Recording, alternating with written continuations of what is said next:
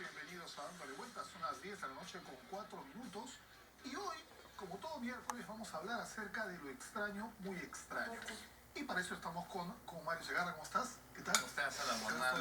Muchas gracias por esta segunda y creo que importante invitación. Siempre es importante porque la llegada de este programa creo que es importante la información que vamos a dar. Sí, y sobre todo porque hemos estado revisando un poco el material que ha traído y realmente es sorprendente y es alarmante todo lo que tenemos aquí.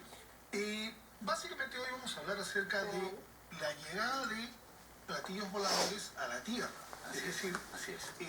¿De esto se tiene algún registro? ¿Se puede saber más o menos cuántas veces esto ha ocurrido? A ver, tenemos que ponernos en el contexto de que esto comenzó en plena Segunda Guerra Mundial, Correcto. Cuando los aliados estaban bombardeando Europa.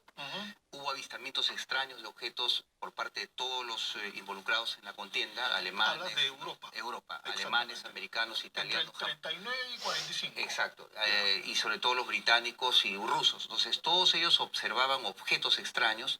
Cada fuerza armada o fuerza aérea de cada país involucrado formó comisiones secretas militares de investigación. Paralelamente con la guerra. Termina la guerra en el año 45 y luego en el 47 se produce en Estados Unidos la famosa caída del ovni de Roswell. Por supuesto. Que abre toda una secuencia de acontecimientos y de eventos en el que se denota la secrecía de la información, o sea, ocultar la verdadera información a la población y la información caliente, la principal, como dicen, vamos a decir, la carnecita, guardársela para la parte militar. Ok. ¿Roswell está en Nuevo México? En Nuevo México, exactamente. Está exactamente al sur, evidentemente la frontera con México. Así es. Acá tenemos un documento que nos has traído. Sí.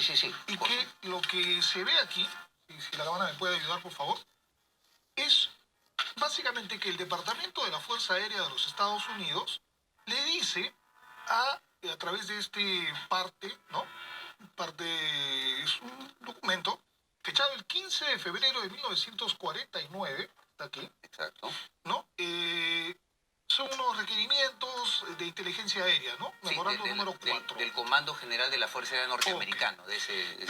Lo que prácticamente se dice está en inglés, pero es de fácil traducción. Lo que se dice es que toda la información pertinente a objetos voladores, a los so-called flying discs, o sea, discos voladores, objetos voladores, todo tiene que ser reportado, según esa parte de aquí abajo, a parece que es una comandancia general en Wright-Patterson, en Dayton, Ohio.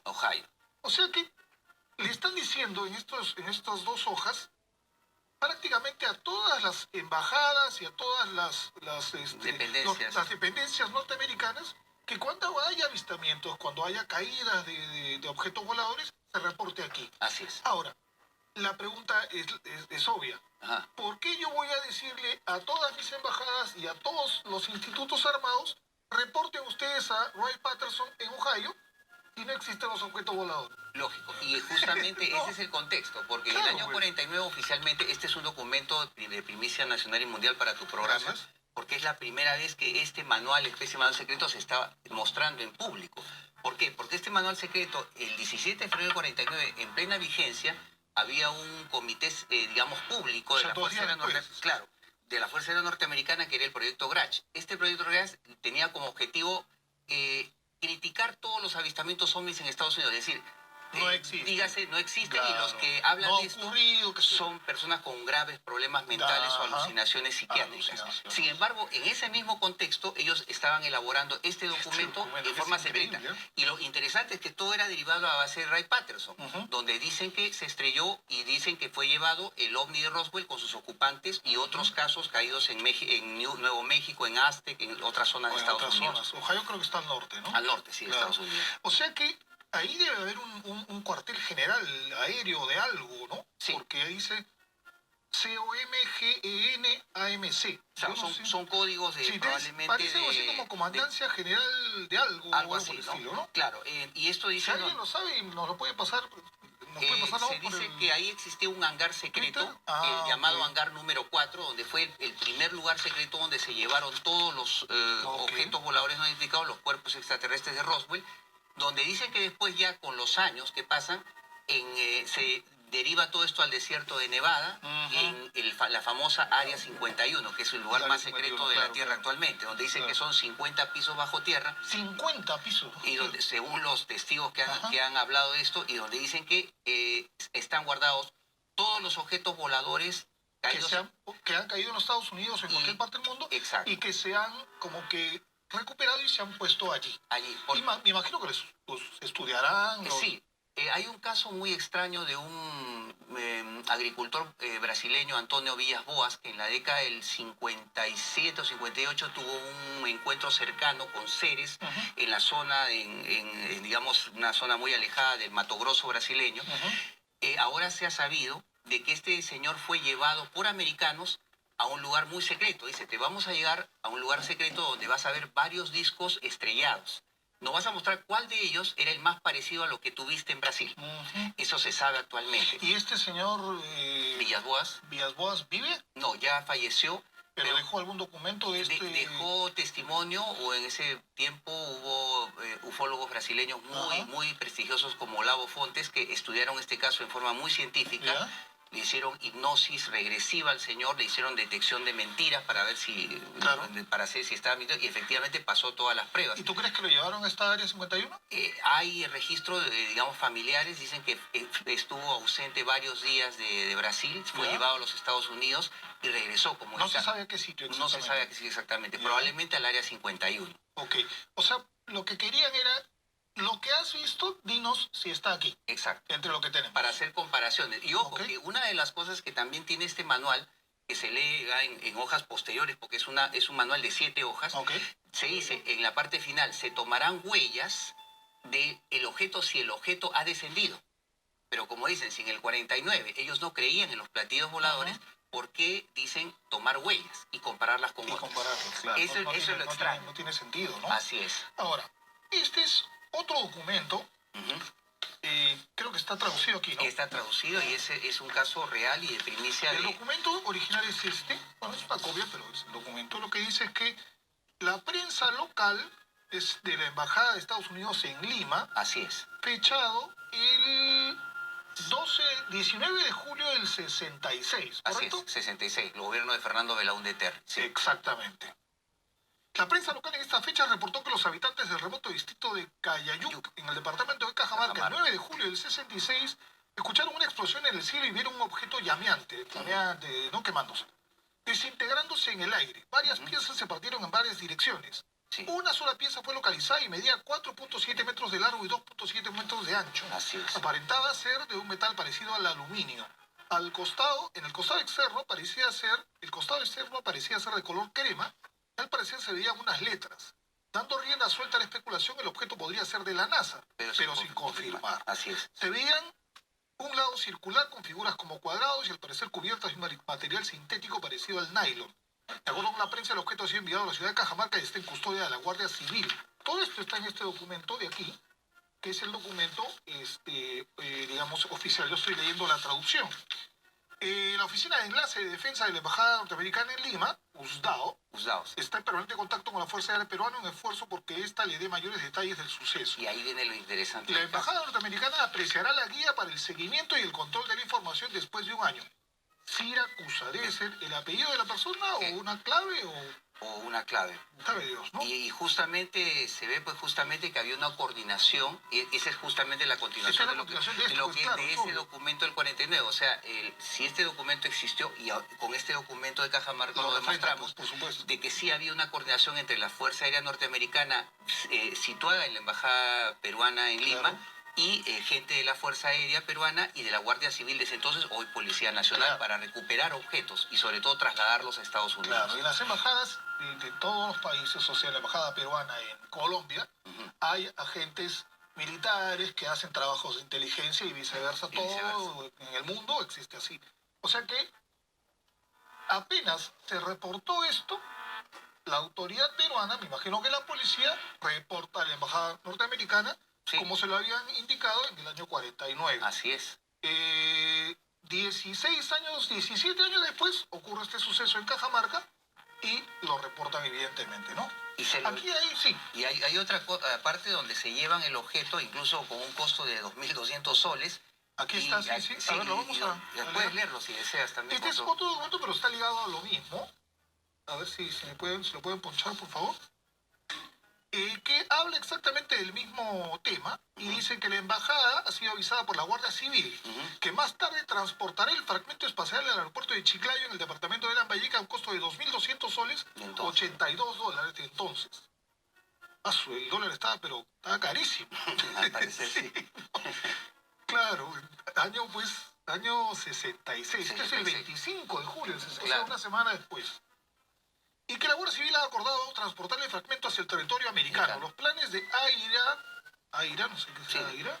O sea, seguramente una agencia. Sí, una agencia. De examinar el fragmento y permitiendo el tamaño y el peso del mismo, deberá transportar el fragmento en vuelo hacia Lima, para de allí derivarlo hacia los cuarteles de la NASA. ¿Acaso se necesitan datos fiscales para el pago de transporte del fragmento a Chiclayo? ¿Pero qué significa que el departamento decide transportar? Parece que se hacen algunas preguntas entre ellos, ¿no? Sí, de orden técnico, parecía.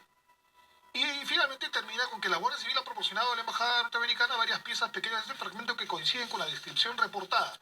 Lima 279, Siracusa. Sí, yo creo que debe ser el nombre de la gente. Y había una cosa muy importante, que en ese tiempo había una legislación de las Naciones Unidas donde decía, objeto extraño que cae de una potencia a un país extranjero, tiene que haber un permiso del Congreso político de ese país para poder permitir la salida. O sea, sí, según la legislación de la Constitución peruana de ese entonces, esta no fue obedecida, parece que esto se hizo en secreto. Se hizo de manera clandestina. Y entonces la pregunta es, ¿por qué? Claro. Porque justamente, ¿por qué esa secrecía y por qué no se informó? E incluso se dice que en otros documentos que después nos van a llegar parece que hay involucramiento de agentes científicos de Perú que analizaron previamente este objeto antes de ser embalado y derivado hacia los Estados Unidos. Es obvio, ¿no? Ni que fuéramos tan sonsos. Claro, definitivamente. Claro. Evidentemente, lo primero que hace un científico es analizarlo y evidentemente 6 días después ya reportan y lo mandan. Así es. Me imagino que además, si es que en el año 49 Estados Unidos dice a todas las embajadas que lo que caiga en cada país viene para acá, debe ser porque los gobiernos lo han aceptado. Así es. No podría salir nada. Y han habido otros estrellamientos en otros países donde también se ha visto el mismo comportamiento en cuanto al hallazgo del objeto, de la compartimentación de la información, impedir que los pobladores cercanos vean o sean testigos de esto, un amedrentamiento, un decir aquí no pasa nada, claro. Un control de la información en los periódicos para que esto no trascienda, y también definitivamente una manera de decir, bueno, fue un meteorito, pero si es un meteorito, ¿por qué no se puede enseñar a todos? ¿Por qué no se publica que es un meteorito? Claro. Se toma una foto y listo. Ahora, este avistamiento que estamos viendo que se revienta en 1000 pedazos, ¿qué es? Dicen que, en Estados Unidos hubo varias caídas de ovnis, aparte del de Roswell, hubo el de Aztec en la década de los 50 en Kingman, Arizona, que es al parecer este video. En Esperlox, este caso que estamos viendo del año 68 en la ex Unión Soviética. Sí, porque se ve que parecen soviéticos. Que es parte de un documental de los ovnis y la KGB, creo que hecho a finales de los 90, comienzo del 2000. Claro, y que ocurrió en la primavera del 69. Sí, y esto fue estudiado por académicos rusos, soviéticos, científicos soviéticos que incluso se publicaron los informes técnicos donde decían que este objeto era muy extraño, no pertenecía al parecer a ninguna potencia. Que esto fue grabado desde la parte de arriba de un camión y las imágenes muestran un objeto con una... Donde hay soldados soviéticos que están, parece, yendo a marcar un perímetro, ¿no? Que es normalmente lo que se hace. Ahora se sabe, Álamo, de que las Fuerzas Armadas norteamericanas sobre todo tienen un grupo de asalto que coordina perfectamente a nivel de satélites. Cuando cae un objeto es un grupo de acción rápida. Entra en menos de 24 horas, entra en acción desde cualquier parte del planeta, lo más cercano que esté a la zona. Se ha hecho eso en muchas partes, en Sudáfrica, en Ciudad del Cabo, en zonas de la Polinesia, en diferentes partes del mundo, en la Antártida, se ha recuperado objetos extraños que no corresponden a satélites ni norteamericanos, ni rusos, ni de otro país. O sea, que hay una información todavía que se tiene que definir. No podemos saber si exactamente eso era una nave espacial, pero era un objeto. Un objeto extraño. Un objeto extraño que sabe Dios de dónde habrá salido. Sin embargo, tú has traído más documentos. Más documentos. Y este tiene que ver con un país... hermano. Hermano, que es Bolivia. Bolivia, sí. Esta es la primera página, esta parte de aquí de arriba, si me pueden ayudar. Esta es la primera página del expediente de UFO Crash o OVNI estrellado en Bolivia. Tiene como título general Moondust. Esto significa algo así como Polvo lunar. Polvo lunar, pero es el código clave de operación compartimentada. Es decir, información altamente sensible para el gobierno americano. Tiene como fecha 16 de agosto del 79 Así es. y el 17 de agosto del 79, ¿no? Es la fecha de colisión de este objeto. Acá está el dato de información, 790816, ¿no? Así es. Que el objeto se estrelló en la localidad de Santa Cruz de la Sierra, en Bolivia. Ajá. Y como todo documento desclasificado y secreto, está dirigido a varias agencias de inteligencia, Secretaría de Estado norteamericano, y lo que es más increíble, dirigido este informe a la base aérea de Wright-Patterson, en Ohio, Exacto. donde fueron llevados en 1947 los restos del OVNI de Roswell. Claro, este pequeño documento de nuevo coincide con el primero que hemos expresado, que es el Wright-Patterson que está aquí. Del manual secreto de la Fuerza Aérea Norteamericana. Exacto. Wright-Patterson. Claro. Esto que está acá es exactamente aquí. Solamente que en el año 79. O sea que este lugar ha seguido funcionando y operando igualito. Ya acá dice Wright-Patterson. Así es. Ohio. Así es. Claro. Y en la segunda hoja creo que también hay una información. En la segunda hoja de este mismo documento hay una información adicional muy importante. Y aquí está, aquí habla de muy cerca, near Santa Cruz, Bolivia, cerca de Santa Cruz. Sí. Implica las instrucciones especiales. Acá se especificaba que el gobierno americano, a través de la Embajada Norteamericana en La Paz, Bolivia, está en una información altamente sensible y se sugiere y se ordena la compartimentación inmediata de la información, o sea, que sea guardada bajo 7 llaves, como se dice vulgarmente, ¿no? Acá habla incluso de una autoridad, que es el señor, parece, Harold T. Hamilton. Harold T. Hamilton, que era un funcionario, ¿no? COL, no sé si es coronel o algo parecido. No sé. Algo...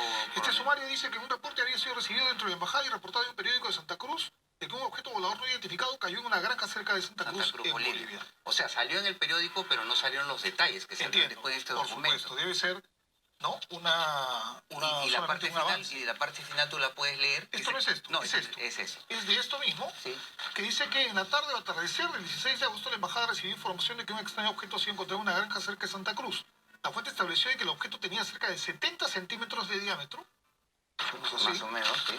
Claro. 2 metros de circunferencia. 2 metros de circunferencia con un hoyo en un costado y un recubrimiento de metal de aproximadamente 1 pulgada de espesor.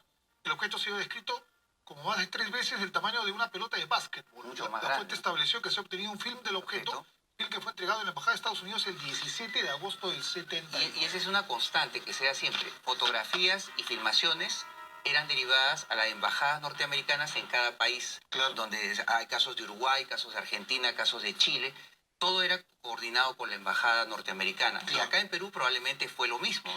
Yo me imagino que la Fuerza Aérea Peruana tiene a su vez, así como la norteamericana trataba de tener información a nivel mundial, la peruana tenía interés en saber lo que pasaba dentro de nuestro país, por razones obvias. O había una coordinación de información, porque Ministerio de Guerra, justamente, y en el 2006 hay una información reciente de un investigador norteamericano que vino a Ayacucho a dar una serie de conferencias en el contexto de un simposio ufológico, y habló de que en el año 2005 hubo una reunión reciente, hace 10 años, de entre fuerzas militares americanas y representantes de las fuerzas militares peruanas, donde también dicen que había una conexión para seguir entregando información sobre caídas de ovnis o avistamientos de ovnis en todo el Perú, pero hacia los Estados Unidos. Entonces, si esto es en el 2005 o 2006, quiere decir que es hace poquito. Entonces sigue continúa esa operatividad, ¿no? Ese trato de la información, ¿no? Yo estoy absolutamente convencido, porque cada vez, a veces,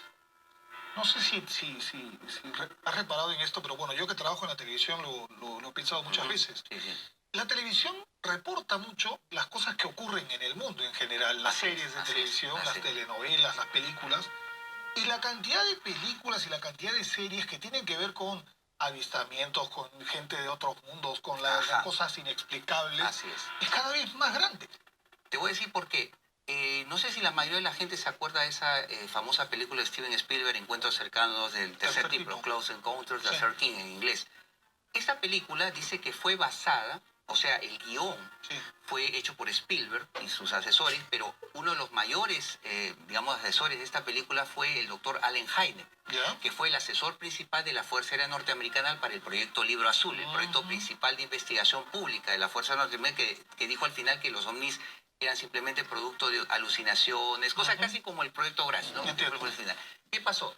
Dicen las vertientes, o sea, las investigaciones posteriores, que Allen Hynek se desanimó de la Fuerza Aérea Norteamericana y que a su secretaria en el último año de su vida le hizo la confesión de que lo de... Lo que había escrito en el libro azul. El libro azul y sobre todo el caso de la película había sido basado en un incidente que había ocurrido en la base aérea de Nuevo México de Holloman, en Nuevo México, donde en noviembre de 1964 desciende un ovni gigante y baja este ovni gigante ante una gran comitiva militar. Ahí dice, según Hynek, hubo filmaciones, fotografías, incluso se dice que el presidente de Estados Unidos desde entonces estuvo presente en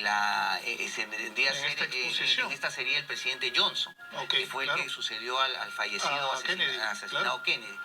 Y entonces dice que esta filmación fue tan espectacular porque hubo incluso intercambio de personal. Estos llamados grises bajan de la nave y se intercambian con militares de alto grado norteamericanos.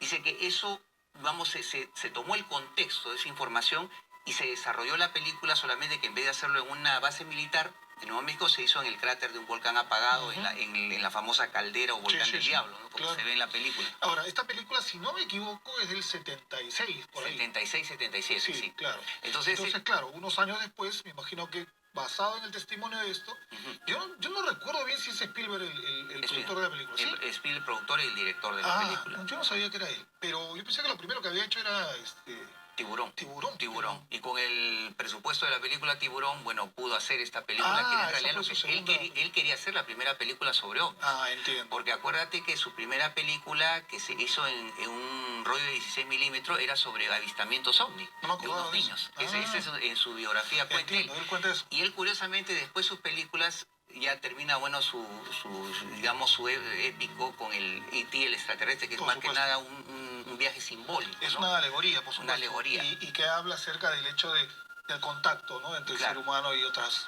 Pero continúa con series como, por ejemplo, como esta serie de secuestros, o sea, de Taken, donde habla de secuestros y cubre las épocas desde el 40. Así como tomados, ¿no? Secuestrados, pero habla de una época desde Roswell o pre-Roswell hasta nuestros días. Totalmente Es más, hay una serie que se llama Roswell también. Roswell también, claro. Entonces, está claro que, Spielberg debe ser una persona a la que tú has seguido por eso también, ¿o no? He seguido, digamos, porque creo que hay un contexto que él trata de mostrar, digamos, simbólicamente hechos que probablemente ocurrieron, ¿no? Por ejemplo, hay un escritor, Whitley Strieber, que también escribió un libro llamado Comunión, no sé si llegaste a leer. Es sobre justamente una persona que es secuestrada constantemente por entidades extraterrestres. Dice que fue sobre hechos reales, ¿no? Y entonces se hizo una película con Christopher Walken y justamente es bastante realista la película y creo que muestra el verdadero contexto de lo que es una persona secuestrada por extraterrestres. Claro. Ahora, ¿tú lo ves sinceramente posible? Yo veo muy difícil eso de que de pronto yo estar caminando por la calle o en un campo desolado y que de pronto alguien me tome, me lleve en una nave a otra galaxia, a otro mundo y no sé. A ver, en el año 1975, no sé si tú sabes, hubo un famoso caso en la zona, vamos a decir, boscosa de Estados Unidos, en Oregon, el llamado caso Welton, el caso de Travis Welton, que dio origen justamente a una película llamada Fuego en el Cielo, que justamente es un grupo de leñadores que digamos, hacía su jornada y luego se va, digamos, del bosque al pueblo, en un solo camión iban todos, y un momento, al pasar por un bosque que no habían pasado, ven una luminosidad rojiza anaranjada, Travis Welton se baja y avanza. Travis Welton era uno de los leñadores. Llega a un claro y ve un enorme platillo volador, los otros son testigos de este avistamiento, y se ve que un rayo lanza el platillo y le cae al pecho a Welton y se desmaya. Estos, los leñadores sus compañeros viendo toda esta escena, se aterran tanto que arrancan, aceleran y se van. Cuando regresan, tratan de regresar, bueno, con el pesar de haberlo dejado solo, ya no lo encuentran. Entonces, luego cuando llegan al pueblo, la gente comienza a especular, ¿no? Como no lo encuentran, la policía toma, pues, cartas en el asunto, llaman al FBI. 1975. Llaman al FBI, llaman incluso a los agentes de la Agencia de Seguridad Nacional. Todo el pueblo se remueve, pues, porque era gente basada, digamos, evangélica, cristiana, que creía mucho en estas cosas, no creían en estas cosas, decían que eran cosas del demonio. Se les acusa a los leñadores de haber asesinado a su compañero, lo primero que pensaría, pero 2 semanas después aparece Welton desnudo en una estación de gasolina llamando a su esposa y lo van a ver, ¿no? Entonces le hacen pues una investigación, le hacen regresión hipnótica, le hacen incluso detección el polígrafo a todos los miembros del grupo y resulta que todos pasan la prueba. Y en la prueba dice, nosotros vimos un platillo volador que se llevó a nuestro compañero Trace Welton. Ya después Welton en las regresiones y no digo, se le hace un académico, digamos, de una universidad muy prestigiosa, llegan a ver que toda una historia de que es llevado dentro de la nave, se le hace una serie de exámenes, se le saca fluidos del cuerpo, incluso se le implanta una especie de chips, bueno, y luego todo esto genera pues ¿Y todo esto en esa época, en 1975? En esa época. ¿Estas son escenas de la película, creo? Sí, escenas de la película de Welton, o sea... No, de la película Encuentros Cercanos. Fuego en el cielo, exacto. Fuego en el cielo. Fuego en el cielo, donde ahí se recrea es la recreación de lo que le pasó a Walton, ¿no? Entonces, ese es Welton, donde justamente él narra cuenta cómo fue, en primera persona, cómo fue este caso, este suceso. ¿Esto es una película o un documental? Es para parecer un documental y imágenes de la película. Entiendo. Pero lo curioso es que Welton dice que esto no le ha hecho muy feliz, que esta experiencia le ha causado más problemas que beneficios. ¿Vive todavía? Vive todavía. Es invitado a muchos congresos ufológicos de Estados Unidos y de otras partes del mundo, pero él siempre dice que esta experiencia más le dejó problemas que cosas buenas. ¿Puedes decirnos qué problemas?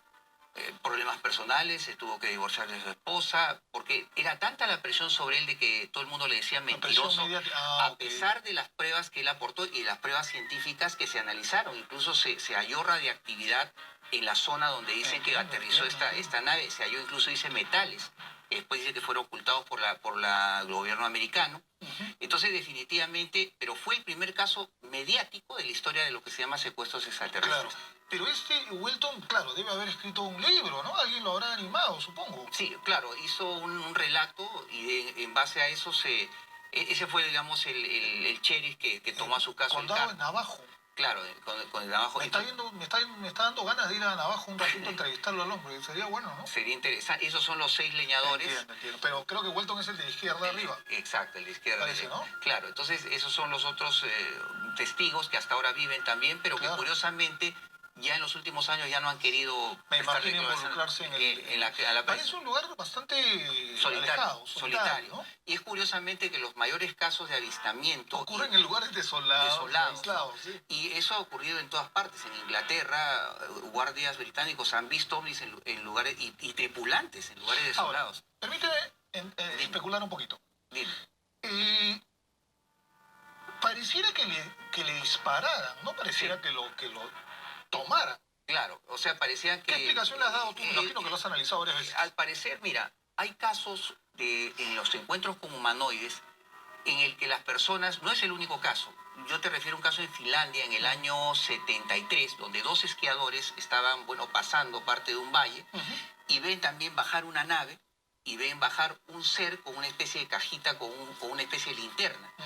Cuando ellos tratan de acercarse, el ser les lanza un fogonazo a cada uno y ellos quedan totalmente paralizados. Dicen que sentían que no podían, era como si estuvieran congelados en ese momento.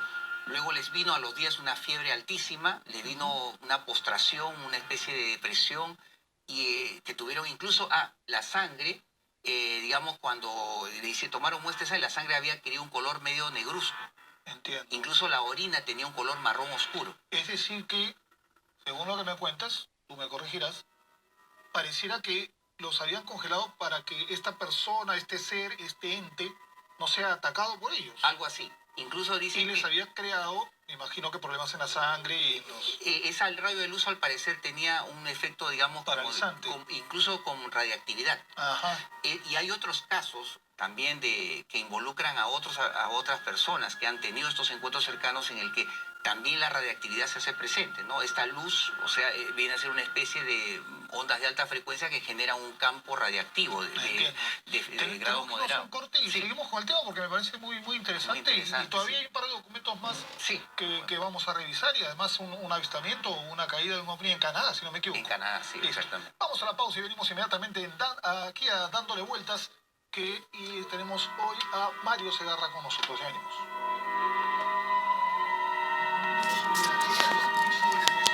Son las 10:38 de la noche. Y acá tengo algunas preguntas sueltas. A ver. Existe un site en internet, The Vault, ¿no? Black Bowl. Claro. Se escribe The Vault, Black por si Bowl, acaso. o el baúl. O el baúl. O la caja. Del FBI, donde se encuentran más de 2.000 documentos que en algún momento fueron de carácter clasificado. ¿Es cierto eso? Es cierto, pero estos documentos que te estoy mostrando por primera vez no están en el No Black están Bowl. allí. Claro, O sea que hay porque muchísimo más. no están tampoco en la Deep Web, es una Deep Web profunda, digamos que está, es Deep muy Web, Deep Web, sí, que es una red de cosas misteriosas, Claro, web tampoco profunda, está. por supuesto. O sea, estos documentos que yo te estoy mostrando por primera vez a nivel Perú y a nivel incluso internacional, a donde esté llegando este prestigioso programa, es una primicia de corte nacional y mundial, porque ni siquiera la Fuerza Aérea Belga o la Fuerza Aérea Boliviana o la Fuerza, digamos, Aérea Peruana tiene esta información. Entiendo. Que la hemos conseguido nosotros vía estas investigaciones, claro. y los informantes o personas confidencialmente que nos han proporcionado esta información, ¿no? En estos documentos clasificados, es verdad que hay casos muy controversiales que se explican aquí o que de los que se habla aquí, como la muerte de Elvis Presley, como la muerte de Al Capone, Malcolm X, Osama Bin Laden, y lo del 11 de septiembre. Y lo del 11 de septiembre. Pero, como te digo, al ser... Ahí está el portal. Ahí está el portal. Pero al ser de carácter oficial, o sea, hay que tomarlo esto con pinzas. Por supuesto, porque ahora, evidentemente la verdad oficial a veces es una verdad disfrazada. Es una verdad disfrazada o es una verdad a medias. Entiendo. O es una verdad que, digamos, se muestra solamente el 1% y se muestra, en la mente se queda el 99% de verdad. Por ejemplo, te digo, lo del 11 de septiembre... Y es un problema, porque como yo siempre digo, la única verdad es la verdad. Es la verdad, claro. Y el 11 de septiembre, por ejemplo, hay mucho que contar ahora con todas las informaciones nuevas que han salido. Y Rusia misma ha dicho, ha demandado a Estados Unidos, el gobierno de Vladimir Putin ha dicho que ellos tienen pruebas vía satélites de que el asunto del 11 de septiembre fue un completo fraude, fue una flag attack, o sea, un ataque de falsa bandera, y que ellos tendrían cómo mostrarlo. En el caso, por ejemplo... a mí el caso del Pentágono es el que más me llama la atención. Claro, porque desaparecen los visores de, digamos, los telecaptores o las cámaras que estaban cerca del Pentágono, que podían haber visto qué cosa era ese objeto. Y es más, el hueco no corresponde a un avión 737. No, pues. Más bien corresponde a un misil Tomahawk. Algo así. Es el tamaño. Entonces, así es. Hay muchas cosas sobre esta... Los aviones lo hemos visto todos, los dos, ¿no? Claro. Eso sí se ha visto, lo ha visto todo el mundo. Ahora, ¿quién manejó el avión? Si era verdad que estaban... Bueno, todos murieron, evidentemente, junto con 2.000 personas más, ¿no? Eso también queda en duda, porque la forma dicen que expertos aeronáuticos dicen que cuando se ven las maniobras finales del avión, son imposibles de hacer en un, digamos, en un avión convencional de pasajeros. ¿Ah, sí? Sí, sé que esto más bien estaría más, digamos, seguro, más creíble con drones. Que estos dos aviones eran simplemente drones vacíos, que no había pasajeros, y que los pasajeros ya habían sido, bueno, destinados a otro destino, no se sabe. Correcto, pero ¿y dónde estarían en este momento esas personas? No se sabe. Es como el avión de Malasia, han pasado 14 años. Claro, o el avión último que ha desaparecido en el Océano Índico, ¿no? Sí, sí, claro. Entonces, hay misterios que todavía la verdad oficial... Pero creo que lo llegaron a encontrar en la nave. Sí. El avión Malasia creo que sí, pero todavía no se ha, digamos, difundido lo de las cajas negras. Claro, claro. Hasta que se llegue a difundir, bueno, tendremos una información real completa. Pero yo te digo, lo del 11 de septiembre, para mí deja muchas dudas de la verdad oficial. A mí creo que desde la segunda semana ya todos los periodistas sabíamos que había cosas rarísimas. Cosas rarísimas, pues así porque los propios norteamericanos empezaron a descubrirlo. Exactamente, sí. ¿Qué información reciente tienes del Área 51? Que ha sido construida aparentemente en el año 54, que era una base secreta, pero que se destinó, como dices tú, a guardar secretos que venían del más allá. Claro, esto se hace conocido porque en los años, a comienzos de los 90, un ingeniero americano llamado Robert Lazar manifiesta haber trabajado, sale en la televisión de Dallas y comienza... ¿No lo habrán matado después? No, sí, justamente, dice que a los pocos días que él narra esta experiencia de que estuvo ahí, desaparece su certificado de nacimiento, desaparece todo su récord laboral de la parte del seguro social, y luego es ametrallado cuando estaba manejando su esto. Y a raíz de eso él se ocultó más y dice que mandó información a varios periodistas para tratar de cuidar su espalda. Entiendo. Y luego él, bueno, sigue vivo, pero él manifiesta de que él trabajó en una zona donde habían 50 niveles bajo tierra, donde los cerros son en realidad construcciones subterráneas, donde dicen que se prueban aviones no solamente de última tecnología, sino naves extraterrestres estrelladas, se le ha hecho la reingeniería. Él incluso decía que los asientos de estos discos voladores eran tan pequeños que eran como para un niño de 5 o 6 años. Entonces, él decía, es imposible, yo creo que el Ministerio de Defensa americano diseña una nave discoidal con un asiento para un niño de 5 o 6 años. No, es evidente que viene de otro lado. De otro lado. Entonces, salvo que se haya creado una línea aérea para niños. Para niños, no creo que haya sido posible así.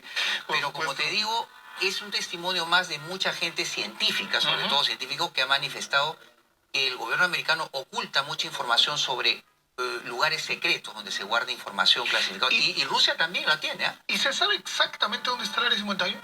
Está en el pleno desierto de Nevada. No es reconocido por el gobierno americano como un territorio existente, sino que para el gobierno americano no existe esa... Ni siquiera el propio... uno entra con Google Maps y no lo encuentra. No, y el propio presidente americano no tiene permiso para entrar ahí. Eso se ha hecho efectivo hasta ahora. ¿Sí? ¿Pero estás hablando en serio? En serio. O sea, ni siquiera... O sea, eso pertenece al ejército norteamericano. No se sabe, porque incluso dice un gran legislador de los años 60, Barry Goldwater, pidió permiso a un coronel, que era amigo suyo, que sabía que trabajaba en el Área 51 y le pidió permiso para entrar a ver estos hangares. Claro. Y lo único que le dijo fue simplemente, ¿sabes qué? No me molestes más. Porque ni el presidente puede entrar. Sí, no me fastidies y deja de estarme llamando a cada rato, y le colgó el teléfono, nada más. O sea, esa es la anécdota de Barry Goldwater, que postuló a la presidencia alguna vez de Estados Unidos, pero no pudo pues llegar a la presidencia. Claro, pero él ha contado que tuvo esta experiencia. Que tuvo esta experiencia, fue real. Públicamente, lo que he dicho. Públicamente, claro. Y últimamente, en estos últimos años, Edgar Mitchell, astronauta de la última misión de Apolo a la Luna, ha dicho que el gobierno americano oculta información altamente sensible sobre los ovnis, y que extraterrestres han visitado la Tierra en varias ocasiones, tanto en el pasado milenario como en nuestro presente actual. ¿Cuál fue el último Apolo? El Apolo 17. 17, justamente lo que te iba a decir, 7-2, ¿no? Sí, y Edgar Mitchell, desde que dejó estas misiones, desde que dejó de ser astronauta, comenzó a ser un digamos, OVNI, o sea, un promotor del tema OVNI. Y el tema, bueno, aparte que es un académico, es un matemático, es un científico, es una persona de gran prestigio en su país y en otras partes del mundo. Entonces, es un hombre que hay que creer lo que él dice, ¿no? Claro. Acá tenemos otro documento más de algo que ha ocurrido en Bélgica. En Bélgica. Bueno. Este es reciente y nuevo, este documento. Este documento yo nunca en mi vida lo he visto. Lo voy a tratar de traducir, pero creo que está en un inglés bastante sencillo. Habla de un avistamiento en Bélgica en noviembre de 1989. Una oleada de avistamientos. Así es. Una oleada. Numerosos avistamientos. Así es. La credibilidad de las personas que han reportado es buena, dice, ¿no? Sí.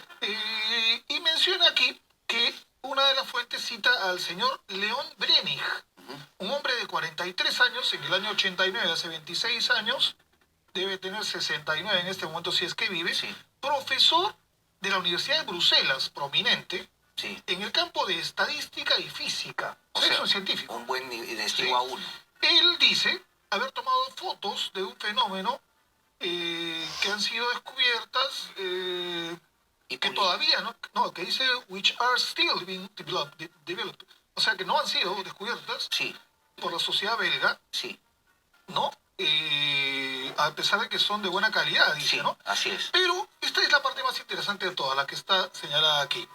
La altitud aparente es de 500 a 1000 metros. Donde estaba desplazándose el objeto. O sea, muy cerca de la Tierra, Ya. Moviéndose a una velocidad lenta, sin sonido. With no sound. Sin sonido. Eso demuestra que no se mueve ni se comporta como una nave aérea. ¿No? Claro, porque se dijo que los americanos dijeron, a partir de eso, que eran triángulos negros, lo que se aparecieron, se tomaron fotos, y se dijo que eran los F-117. Volando sobre el cielo de Bélgica. Pero un F-16 no puede hacer eso. No puede volar a 500 metros porque es un avión furtivo. Sin sonido. Y sin sonido. El avión furtivo va de 8.000 metros para arriba hasta 15.000 o 20.000 metros. Y por otro lado, hubo un encuentro de dos F-16 belgas en esas épocas que persiguieron a uno de estos objetos triangulares durante 45 minutos. Le tomaron fotografías, lo filmaron y sobre todo hubo un seguimiento de radar desde tierra y desde también los cazas F-16. Y esto fue mostrado al día siguiente por la Fuerza Aérea Belga en conferencia de prensa pública a todo el mundo, ¿no? Y se habla de que esto ha ocurrido en el área de Lieja, en Bélgica. Es una ciudad bastante conocida. Y aquí, claro, como dice exactamente lo que nos acabas de contar tú. Sí. Y continúan diciendo que estas no corresponden a ninguna forma de las características de otros del bombardero 2 o el bombarderos americanos, ¿no? Claro, entonces esto quedó en un completo misterio porque no se... Y este documento, ahí está, creo que justamente está mostrando el video de la Fuerza Aérea Belga donde se muestra la persecución y ahí está la prensa internacional y se ven los parámetros, o sea, matemáticos del radar de los aviones mientras estaban persiguiendo. Y el objeto en un momento, dice, acelera de casi 7.000 kilómetros por hora a casi unos 25.000 kilómetros por hora. O sea, es imposible. O sea, que un objeto que sea un triángulo. Un avión, para que tenga una idea, un avión en vuelo velocidad crucero, 700, 800 kilómetros por hora. Claro, ese es un avión civil. Y un avión militar puede llegar hasta los 3.000 kilómetros por hora. Claro. Pero estos triángulos llegaron hasta casi los 23.000 o 25.000 kilómetros por hora, que es imposible, ¿no? Una aceleración increíble. Entonces, definitivamente, el ministro de Defensa belga, que era un militar, hace una declaración pública y dice que no tienen conocimiento de qué objeto era el que estaban persiguiendo. O sea, seguimos con la historieta de es un objeto, no sabemos qué es. No sabemos qué es. Pero si un ser humano no puede construir una máquina de ese tipo. Definitivamente no. Obviamente. Entonces, el hecho es que ahora, a raíz de la publicación de estos documentos, Álamo, la cuestión es que estos documentos, que ya no son secretos, porque ya son públicos, demuestran la realidad física del fenómeno OVNI. Yo siempre he dicho, los científicos escépticos que siempre han negado la existencia del tema OVNI, y últimamente hay una sociedad de astrobiología en Perú que siempre dice que ellos tienen la explicación racional a todas las cosas. Yo digo, me gustaría conversar con ellos y sobre todo que ellos se pronuncien sobre el contenido interior de estos documentos. Hay un caso clásico para los científicos escépticos. Yo siempre digo, ¿quieren saber un caso real? La revista Scientific American publicó en los años 90 un caso del lago Cote en Costa Rica, de un objeto que fue fotografiado por un avión militar de la Fuerza Aérea Costarricense, mientras iban tomando fotografías para medir, una topografía del lago. Se ve un objeto divisiones aéreas, como en cuadrículas, y se ve un objeto discoidal saliendo del lago. Entiendo. Cuando dos científicos de la NASA, Richard Haynes y Jacques Vallée, analizan las fotografías, el grano, el revelado, la luminosidad, dice ellos demostraron que el objeto salía del agua, un objeto discoidal de más o menos unos 25 metros de diámetro, a una velocidad de 4.500... 25 metros de diámetro. Claro, discoidal. A 4.500 kilómetros por hora estaba saliendo del agua hacia el aire. Entonces, ese análisis que ha sido publicado en una revista americana, y científicamente de muy ciencia dura, yo sería el mejor ejemplo para los escépticos peruanos, científicos peruanos, comentar... Que nos expliquen qué es eso. Sí, pero a veces ellos dicen, a mí no nos interesa lo que digan tal o cual, no nos interesa por lo que dice Stephen Hawking o lo que dice Michio Kaku, que dice que es un astrofísico, que dice que sí, los ovnis existen y pueden venir de diferentes dimensiones. Dice, nosotros queremos construir una ciencia racional, o sea, un esquema. Pero en realidad la ciencia solo explica ciertos fenómenos. Claro. Vemos que la ciencia se renueva constantemente. Sí, por supuesto. Sí, durante muchos años no han podido luchar contra el cáncer y recién están empezando a encontrar curas. Y me imagino que pasará lo mismo con el SIDA alguna vez. Y me imagino que en algún momento se descubrirá cómo prolongar la vida, como ya se hace en sociedades escandinavas. Claro. O, por ejemplo, cómo probar la llegada de ovnis a la Tierra, ¿no? Y un dato nuevísimo. Hace unos días, Michio Kaku ha manifestado, como astrofísico, que la ciencia americana ha encontrado un objeto enorme en una zona del espacio a unos 10.000 años luz, que parece ser un artefacto de origen extraterrestre. Eso lo ha dicho Michio Kaku hace pocos días. Entonces, si científicos de ese nivel hablan eso, entonces yo creo que acá los científicos peruanos también deberían pronunciarse en algún momento. Pero está a 10.000 kilómetros de años luz. 10.000 años luz. 10.000 años luz. Entonces es un objeto que al parecer es de origen material inteligente. A ver, si estoy diciendo algo mal, me corriges. Claro. Eso significa que hace 10.000 años ese objeto estaba ahí. O 10.000 años luz, claro. Claro, Claro. porque Ahora, 10.000 años luz significa que lo que estamos viendo es algo que estuvo hace 10.000 años allí. De repente quizá ya no ya está no allí. existe. De repente ya no existe. pero se ha detectado la energía de ese objeto. Ajá. Ahora, la reciente declaración de la NASA de que sí hay agua en Marte y que hay Claro, lagos sí, en es Marte, cierto. agua líquida, rompe el esquema, incluso ellos mismos se contradicen, porque en el año 76, cuando el Viking desciende en Marte, Sí. hace 3 pruebas biológicas, 2 a favor, que salieron positivas, y Para el una agua. negativa. Si yo aplico la estadística No digo, para el agua Para el agua. y para la oxidación del, Ujú. del Sí, suelo correcto. marciano. Entonces, había algo que oxidaba el suelo marciano. Entonces decía, de 3 de 2, o sea, 2 a favor y 1 en contra. Yo por estadística diría, 2-1 ganó. Ganó, hay vida en Marte. Pero dijeron, no, 2-1, hay uno que contradice, mejor Pero hay que decimos que no hay explicar nada. que la presencia de agua demostraría que hay vida. Definitivamente. Porque si hay agua, Sí, hay se vida. va a producir Definitivamente. algún tipo de Y vida. se cambia todo el paradigma del conocimiento científico de la vida solo nosotros en el universo. Ahora es todo el universo está lleno de No, vida. no, estaríamos hablando de algún tipo de vida en esta misma galaxia. En esa misma galaxia y en otras galaxias, porque Claro. están encontrando exoplanetas que son parecidos a la Tierra. Ahora hay este video que nos está mostrando. El Google Earth es un sistema, creo, de imágenes conectadas a satélites. Y a veces se encuentran estructuras extrañas. ¿Entiendo? En este caso, en las Islas Georgia del Sur, que es la zona, digamos, del lado derecho de la Antártida, se han encontrado objetos extraños en oquedades, como este objeto que es una especie de objeto circular empotrado en el hielo. Se sabe que desde 1934 o 33, cuando el almirante Richard Byrd inicia sus viajes al Polo Norte y al Polo Sur, ¿no?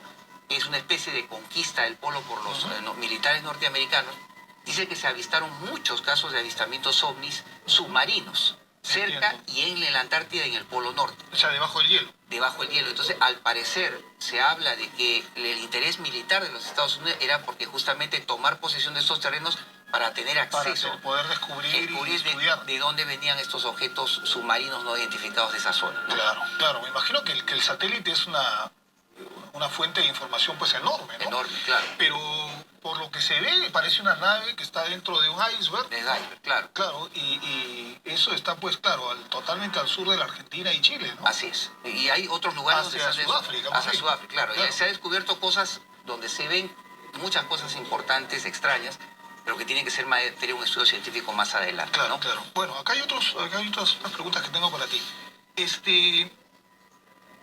¿Por qué si la caída de los ovnis a la Tierra existe, por qué no lo reportan los países donde ha ocurrido? ¿Por qué no salen algunas instituciones, o sea, gubernamentales, por ejemplo, de Argentina, de Brasil, del África, de Europa o de donde sea? Porque parece que, como te digo, previo a esto, de la década de los 40 para adelante, ya se formó un contingente de, vamos a decir, de asalto o de operaciones rápidas, que se sabe que existe y se mueve por todo el planeta, que son bases militares norteamericanas, que permiten recoger este objeto o los objetos en menos de 24 horas.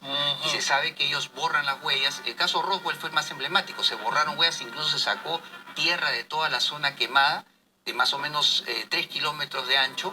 Se borró todo. O sea, se recogió hasta el Yo he visto un subsuelo. documental donde habla un montón de gente, de habitantes de Roswell, y dicen acá, por supuesto, yo vi la caída del platillo. Exacto, pero hubo en esa época, bueno, los militares americanos eran poco menos que héroes. Entonces, contradecirlos era decir, no, estamos contradiciendo al héroe americano, entonces... Que acaba de ganar la entonces guerra ellos mundial. decían, acá no pasó nada, ustedes no vieron nada, y en nombre del patriotismo americano ustedes tienen que no Callarse decir la nada. boca. Exacto. Pero lo bueno es que ahora habemos gentes que no creemos en eso, que somos independientes y creo que tenemos nuestro propio criterio y nosotros tenemos nuestro propio patriotismo, que es el Claro. patriotismo de la verdad.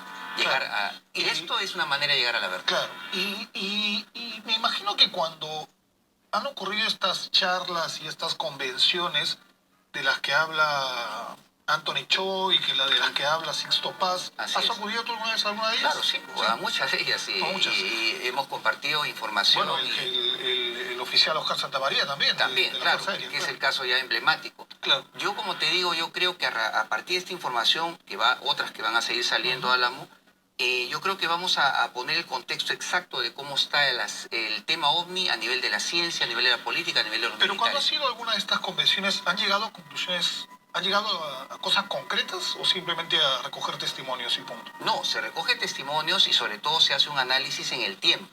O sea, un caso se va enriqueciendo con datos nuevos conforme avanzan los meses, los años.